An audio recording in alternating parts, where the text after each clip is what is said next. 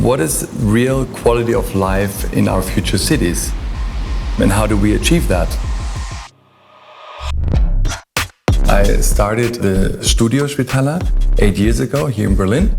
And our topic is how the future of urban mobility will shape our cities differently. We want to think beyond the traditional ways how we build cities, and we want to be inspired by new ways how we move through the cities. And the most fun part is when movement translates into geometry and into built environment. It's a very conceptual, experimental work that is not necessarily about building today, but it's about thinking about tomorrow. In 30 years from now, in 2050, 70% of humankind will live in cities.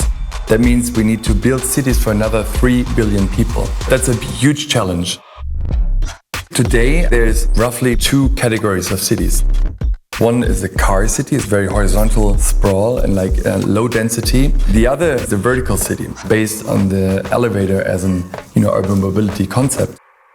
Both will not be able to sustain the challenges of the futures, and we have to look at different ways how we can densify cities vertically. On the way to work, we're always reminded of what we have to find alternatives to, basically. It's more like a battlefield rather than a place where people should meet and have fun. If I think about the future, I would like to see more happy, smiling faces.